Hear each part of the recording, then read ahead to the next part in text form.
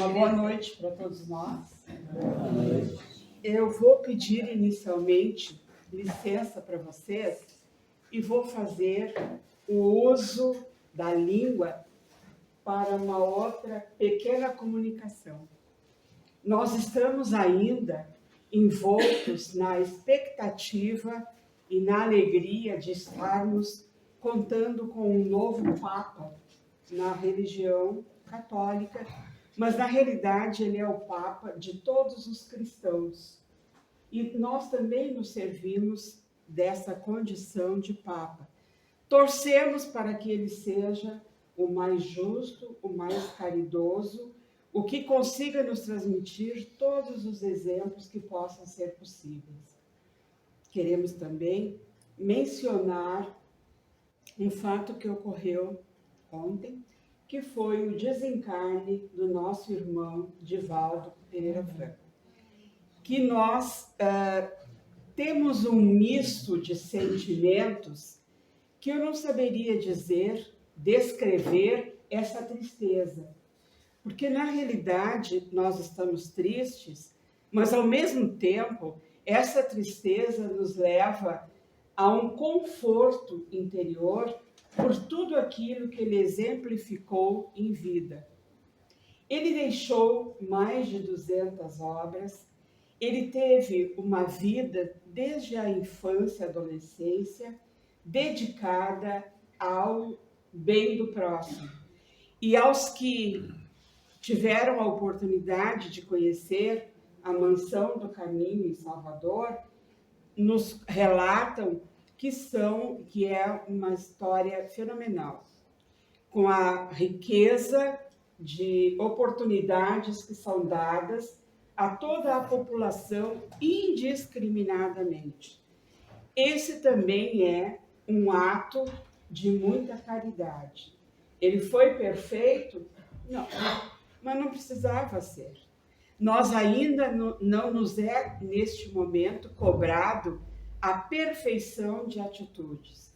Basta que nós sejamos fiéis aos propósitos do Evangelho, que então nós emitimos o nosso agradecimento, a nossa gratidão a tudo que foi feito, né, pela comunidade local de Salvador, da Bahia, do Brasil, mas que também atingiu o mundo inteiro, pelo exemplo daquilo que ele fez. Tá? E vamos então para a nossa língua. Eu fui convidada para fazer essa exposição numa outra casa. E eu fiquei tão chocada. Falar da língua. Porque, assim, na realidade, nós usamos ela diariamente. Mas quando a gente vai mencionar, a mim veio uma ideia de maldade. Ô linguaruda, não era assim que a gente tratava, né? A gente não chama linguarudo para aquele que é o bem, a gente já faz uma diminuição das pessoas. Mas eu fui ler, e está no Evangelho segundo o Espiritismo, tá? É um tema evangélico, sim. E às vezes isso nos vem para que a gente quebre determinados dogmas que a gente tem, ideias pré-concebidas que nós trazemos dentro de nós e que às vezes a gente não oportuniza para que a gente possa melhorar, né? Então, vamos adiante. Nós, na realidade, Platão, né, que foi um grande sábio que nos deixou muitas ideias, ele dizia que nós temos que falar aquilo que pensamos. Será?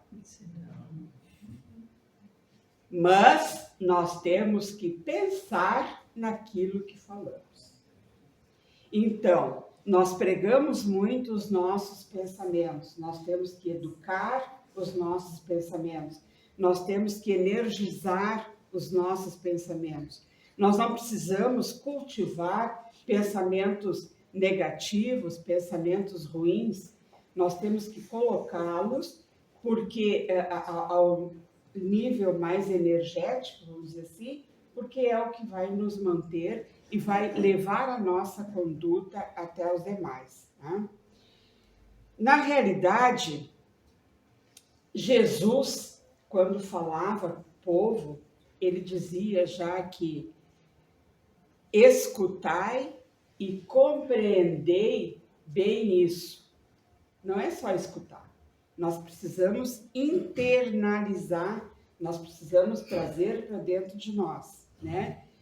Não é o que entra pela boca que macula o ser humano, mas é o que sai da boca que o macula. Porque nós podemos colocar o que nós normalmente colocamos, as coisas materiais, né? Alimentos, basicamente. Oxalá que sejam todos alimentos saudáveis, né? Que nós não precisemos ingerir alimentos que vão nos prejudicar. Mas o que nós devolvemos, o que nós colocamos, é quando nós colocamos em ação a nossa língua. E aí é que está o crivo maior, a seleção maior do que nós vamos colocar para fora. Porque o que sai da boca procede, isso vem do coração, através dos nossos pensamentos. E é o que torna impuro o homem. Ou podemos dizer que é do coração, então, que partem os maus pensamentos, os assassínios, os adultérios, as fornicações, os latrocínios, os falsos testemunhos. Como é fácil deslizar e fazer um falso testemunho. Quando a gente se dá conta, a gente já lançou um falso testemunho. Eu não tenho nem certeza, mas eu já lancei lá para frente, né? As blasfêmias e as maledicências. Como é fácil, gente, a gente julgar. E nós o fazemos por qualquer motivo. Seja pela nossa imaturidade, pelo nosso desconhecimento, ou às vezes pela necessidade que a gente tem de ser igual ao outro. Ah, mas aquele ali, o Diniz, pensa assim, acho que eu vou pensar como ele. Ele é legal, né? Ele chegou à presidência da casa, né? Então ele deve ser bom, vou pensar e vou dizer o que ele diz. Não é assim. Ele pode, o ser humano que está ao meu lado, à minha frente, pode dizer e não ter a mesma conotação daquilo que eu vou dizer com as mesmas palavras. Afinal, a intenção também vai valer, né? Essas são as coisas que tornam impuro o homem. E comer sem haver lavado as mãos não é o que o torna impuro. Que às vezes a gente pensa, mas eu nem lavei as mãos para comer. É o mínimo. Claro que nós sabemos que é um hábito saudável, é um hábito higiênico. Nós devemos lavar as mãos, mas não é o principal. Vamos antes lavar os nossos pensamentos. Vamos limpar a nossa casa interior. Então, nós nos perguntamos, o que é que tem saído da sua boca? O que tem saído da sua boca? O que tem saído da minha boca? Não vou nem estender o assunto, já vou passar adiante, porque sabem que quem me conhece sabe que eu não sou a mais pura para dizer as coisas.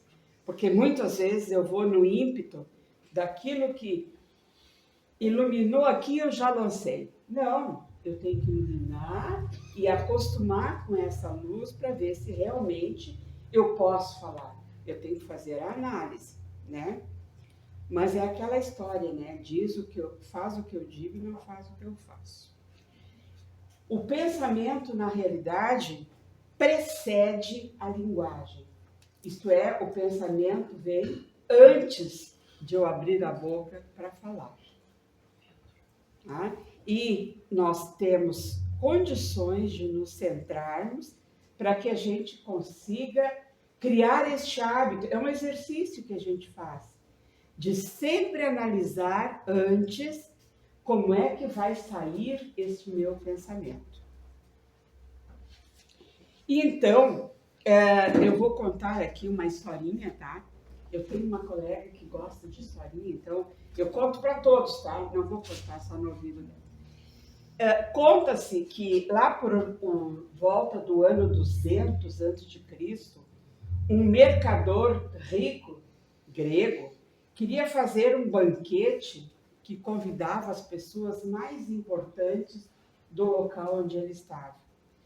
E ele queria servir muitas especiarias gostosas, ele queria fazer um banquete bastante grande, né?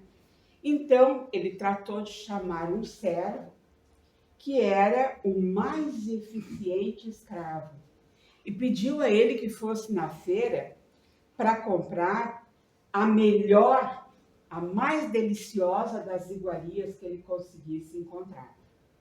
E lá foi o servo, né, o escravo, buscar o tal do prato. Chegou ele na frente do senhor, do mercador grego, e trouxe um prato maravilhoso, ornado com um belo guardanapo, né, e entregou ao mercador. O mercador abriu, olhou e perguntou: língua? Este é o prato mais delicioso? E o escravo disse. Ele nem levantou a cabeça para explicar, né? Aí ele disse assim: a língua é o prato mais delicioso. Sim, senhor. É com a língua que você pede água, é com a língua que diz as primeiras palavras, papai e mamãe, é com a língua que se faz amizades, é com a língua que conhece as pessoas, que distribui bens, que perdoa, né? Que faz a comunicação e que diz, meu Deus. Além disso, ora, canta, conta histórias, faz negócios e diz, eu te amo. É através da língua. E aí, o mercador olhou para ele, não se convenceu muito da argumentação e resolveu tirar a prova. E disse para ele, tentando provar a sabedoria do escravo, né? Vai lá no mercado e me traz agora o pior prato que você encontrar. O mais ruim de todas as iguarias. O mais ruim é bom, né? Mas é que eu peguei uma tradução e aí deixei aqui porque eu queria provocar isso. E aí voltou o escravo de lá com um prato maravilhoso, lindíssimo, com um belo guardanapo rendado, né? E coberto, então, por esse guardanapo. E o mercador retirou com cuidado aquele guardanapo de cima do prato. E qual a nossa surpresa quando ele olhou o que tinha lá dentro? Língua. Língua. E aí ele disse, língua? Outra vez? O mercador ainda estava muito espantado. E o escravo simplesmente disse, sim, língua. Aí é a língua que condena, é a língua que separa, é a língua que provoca intrigas, é a língua que provoca ciúmes, né? É com ela que você blasfema, manda para os piores lugares encontrados, é a língua que expulsa, que isola, que engana o irmão e que responde para os pais. A língua declara guerra. E nós estamos aí cobertos de exemplos de guerras declaradas pela língua. É um tal de diz lá, diz cá, e aí não se entende, né? E é com ela também que se pronuncia uma sentença de morte. Não há nada pior do que a língua, mas não há nada melhor do que a língua. Isso vai depender do uso que se faça dela. O pensamento, então, que nós temos é que vai guiar e orientar essa atitude que nós vamos tomar com a língua. Tá? Então, nos domínios da língua, nós podemos dizer que a língua é um atributo da alma, é aquilo que nós carregamos dentro de nós e que nós vamos expor. Ah, mas eu sou fadada a ser negativa, a ser bruta, a ser estúpida. Não. Eu só vou ser se eu quiser. Porque não é tão fácil assim também, né? Vamos convenhamos. Mas eu posso trabalhar para que eu possa amenizar todos estes sentimentos. Então, meus irmãos, diz aqui no capítulo do Evangelho, capítulo 5, das causas e efeitos, tá? Das causas das aflições. Meus irmãos, não sejam muitos de vocês mestres, pois vocês sabem que nós, que os ensinamos, seremos julgados com maior rigor. Isso foi Tiago que disse, né? Quem ensina é porque sabe, e quem mais sabe é quem vai sofrer mais as ações do julgamento. Quando nós conhecemos, o nosso julgamento é bem mais severo. É uma grande responsabilidade, já que todas essas palavras que nós emitimos, todas as palavras ministradas, vão moldar a vida de quem ouve, dos nossos ouvintes, seja para o bem ou seja para o mau comportamento. Hoje eu ouvia, o seu Júlio colocou que gostaria de mudar o nome da casa para ser Casa de Educação dos Professores, não sei, devido à quantidade de professores que ele encontra aqui dentro. E realmente, gente, se nós vermos, tem todas as profissões e não são nem mais nem menos que outras. Mas nós sabemos que o poder de uma educação, o que faz? Eu lecionei 27 anos. E hoje, já faz 20, alguns que eu estou aposentado. Não é à toa, eu não pinto, tá? São naturais. E eu encontro ainda os meus alunos que me dizem, lembra? Pode não lembrar, mas eu lembro de tal coisa que tu falavas. E normalmente não era nem de conteúdos, né, Clete? A Clete foi minha aluna. Tá? Me perdoe se tem mais alguém, eu estou vendo ela. Tá? Então, assim, ó, a gente marcou, nós marcamos pela vida. Até porque a gente trabalhava numa comunidade bem menor, né? Eu trabalhei quase no início aqui em Capão Novo. E, as comunidades eram menores e a gente se conhecia a família inteira. Eu, às vezes, ia chamar uma e chamava o nome das outras irmãs. Então, assim, devido à afinidade que se tinha da família. Mas o que eu quero colocar é que a gente pode moldar, não quero dizer que sejamos exemplos para que sigam todos a continuidade da vida, mas em alguns momentos, com certeza, sim. Somos a essência daquilo que pensamos, pois os nossos pensamentos é que vão concretizar as nossas ações. Vai depender do uso da vontade que a gente tenha para gerenciar todos os nossos pensamentos. Então, baseados nisso, a gente pode entender o que Allan Kardec quis dizer quando ele colocou que quantos homens caem por sua própria culpa? Quantos nós? Mas também as coisas acontecem. Nós somos responsáveis. Eu não sei se seríamos culpados, mas responsáveis nós somos com certeza. Quantas pessoas arruinadas pela falta de ordem, de perseverança, isso é muito importante. O primeiro passo não der certo, continua a caminhada, ali adiante a gente vai acertar. Por mau comportamento, eu pinto de santinho, mas a hora que dá eu dou uma escapada. Sou responsável por isso também. e podemos estender ao grau de responsabilidade que temos dentro das nossas causas atuais mediante o uso da nossa língua. Quanto mais nós avançamos, quanto mais a tecnologia e todos os aspectos melhoram, mais responsabilidade nós estamos adquirindo.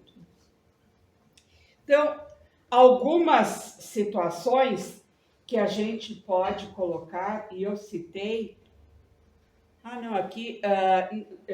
colocando que nós temos que nos acautelar mais e policiar os nossos pensamentos. É novidade para vocês dizer isso? Não. Já ouviram? Diversos explanadores aqui estão colocando essa situação. Para que as palavras carregadas de sentimentos negativos não nos comprometam ainda mais. Tá? Se alguém tropeça em palavra, o tal perfeito e poderoso e pode refrear todo o nosso corpo. Quantas vezes o nosso corpo paga por aquilo que a nossa língua emitiu? Diziam, né, eu na minha família, a língua é o chicote da alma. E às vezes a gente profere determinados pensamentos que nos causam seríssimos problemas e aos outros também, né? Bom, quando nós colocamos freios na boca dos cavalos para que eles nos obedeçam, né? Quando a gente vai selar um cavalo, nós colocamos o freio na boca deles. E através deste freio, nós podemos controlar todo o cavalo. Não é assim? Então, este mesmo freio que nós usamos lá nos animais, vamos tentar colocar na nossa... Não precisamos sair com o freio aí, né, gente? Por favor. Mas que a gente mentalmente coloque o freio dentro de nós. Tá? Tomem como exemplo os navios. Nós sabemos, eu nunca entrei no navio, mas nós sabemos como é que um navio de não sei quantos mil pés, toneladas, calado, ele é dirigido pelo quê? Por um timor, né? Que é o nome. E aquilo ali é pequeno, né? Não é maior do que isso, por exemplo. E aquilo ali conduz todo o navio. E é uma peça relativamente pequena. Então, o leme dele vai ser direcionado conforme a vontade do piloto, né? É ele que dirige para colocar. Nós podemos dizer, e Tiago dizia para... O exemplo, tá. É um pequeno órgão do corpo que se vangloria de coisas muito grandes. E como a gente faz isso, né? Por mais que a gente saiba que a verdadeira caridade é aquela que tu não fica contando, alardeando por aí, hoje, sabe que hoje eu passei na casa da fulana lá e deixei um monte de roupa, botei comida. Preciso eu alardear tudo isso? Não preciso. Eu posso fazer, e mais meritório ainda vai ser eu conseguir calar, para que quem precisa realmente saber, fique sabendo. Né? A língua também é como um grande bosque, e nós vimos por aí, nós não temos grandes bosques, mas nós temos estas queimadas que acontecem por aí pela estrada do mar. Como é que elas iniciam? Iniciam por uma fagulha de fogo. Uma grande floresta também queima por uma pequena fagulha de fogo. Então, a língua é considerada também um fogo. E como mundo de crueldade, a língua está posta entre os nossos membros, né? E contamina a pessoa por inteiro. incendeia todo o curso de sua vida e sendo ela mesma incendiada pelo, Tiago coloca aqui, pelo inferno. Vamos ser um pouquinho mais forte, tá? Então, Tiago diz que a língua, toda espécie de animais, de aves, répteis e criaturas, doma-se, que nós temos a domar, doma-se e tem sido domado pela espécie humana. A língua, porém, não se doma. É talvez o mais difícil para domar. É um mal incontrolável que é cheio de veneno mortífero. E com a língua, nós bendizemos o Senhor e o Pai, e com ela amaldiçoamos homens feitos à semelhança de Deus. São contrapontos, né?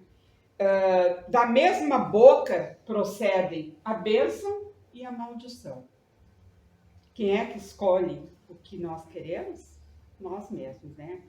Não pode ser assim. Acaso de uma mesma torneira pode sair água doce e água salgada? Não. Nós temos que fazer a opção daquilo que nós queremos. Então, isso está na parte do livro dos médiuns, tá? No capítulo 23, a pergunta 252. As imperfeições morais dos obsediados são frequentemente um obstáculo à sua libertação. E aí nós temos um outro exemplo, eu vou só um pouquinho, mas eu vou passar só um pouquinho. Existia um grupo de mulheres que moravam bem afastado da cidade, dos grandes centros, e elas começaram a perceber dentro de casa atos muito estranhos. Tá? As roupas delas estavam sempre em desalinho. Por mais que elas tentassem cuidar, não conseguiam. E aí começaram a perceber que as roupas iam para cima do telhado, iam para a janela, iam para tudo que era lugar. Tá? E era rasgada, cortava e até com furos elas apareciam. E embora tivessem cuidados e fechadas as 7 chaves, continuava acontecendo tudo aquilo. Elas, como estavam numa cidadezinha bem provinciana, isolada, elas não conheciam, por exemplo, o espiritismo. E aí elas acharam que estavam sendo vítimas de uma brincadeira de muito mau gosto, tá? E continuaram persistindo, né? E essas persistências começaram a orar. E aí, com a oração, a situação acalmava. Mas, quando paravam as orações, recomeçava tudo novamente. Tá? E aí, então, eles descobriram que poderiam se dirigir a um grupo de espíritas que pudessem dar uma orientação e dizer o que podia acontecer. Eu vou dar uma sintetizada. Tá? A causa estava bem clara para os nossos irmãos espíritas, só que a cura era mais difícil. O espírito que se manifestava era um espírito que trazia de passados muitos desafetos e muitas situações malfazejas. Então, conseguia colocar tudo aquilo. Chegaram, então, ao conselho de um espírito superior que indicou que elas deveriam mergulhar nas suas próprias consciências para descobrir a causa de tudo aquilo. E lá estava o cerne do problema. Eram mulheres pessoas, né, que usavam não alimentar seus pensamentos e gostavam de falar muitas vezes mal de as outras pessoas. E essa situação de estar falando mal estava atraindo os espíritos que não conseguiam ser contidos porque não havia caridade entre elas, né? Então, os espíritos que os obsediavam iam à desforra e tentavam colocar tudo isso. Esses espíritos se apegavam, sobretudo, a uma delas, que era a piorzinha. Deve ser uma Cida da vida, né? Deve ser. E ela deixou que o anjo da guarda fosse embora, porque ela baixou a guarda. E aí o anjo da guarda foi embora e criou o ninho próprio para que estes espíritos do mal pudessem se achegar. Bom, o que elas foram indicadas é que fizessem as preces mais fervorosas e que também praticassem todas as virtudes que Deus recomenda a todos nós, segundo a sua condição. Essa observação, que embora parecesse um pouco severa, era o que era mais indicado para aquele momento. E então, eu tenho a dizer isso que disse, como disse, porque as pessoas em causa acostumaram-se a pensar e não fazem nenhum mal pela língua, quando, na verdade, fazem e muito. Né? A gente não se dá conta do que está fazendo mal. Então, gente, na realidade, tudo foi resolvido. Eu vou sintetizar, porque senão eu vou ficar muito tempo. Então, foi resolvido com aquele primeiro choque, né, da cobrança para que as coisas pudessem ser realizadas de uma forma melhor. Então, ficava bem claro a necessidade que existia de, antes de proferir qualquer palavra, tecer qualquer comentário, que se fizesse pensar. E aquilo que parecia muito inofensivo, a gente tem que se dar conta de que, na realidade, a gente está prejudicando e muito. Aí tinha uma figurinha ali, né, que mostra o desalinho das coisas que elas tinham. Então, o que é mais difícil? É apagar o incêndio ou deixar de causar o incêndio? Então, vamos pensar, gente. Para não precisar apagar o incêndio, vamos tentar evitar que o incêndio aconteça. Enquanto isso, mas como é que nós vamos poder fazer isso? Temos pelo menos tentado? A gente tenta fazer isso? Nossos esforços para não usar a língua como uma arma têm sido proporcionais à postura que adotamos quando vamos opinar sobre a vida dos outros, dos nossos irmãos e dos nossos semelhantes? A sua boca, a nossa boca, né, tem sido canal de bênção ou tem inflamado seu corpo e seus relacionamentos? Nós temos que nos questionar. Vamos pensar. Enquanto isso, nós vamos, no momento, concluindo com aquela imagem, com aquela orientação que nós temos. Orai e vigiai. E termos uma bela noite para refletirmos sobre, não sobre o que foi dito aqui, mas aquilo que ficou dentro de nós. Uma boa noite para todos.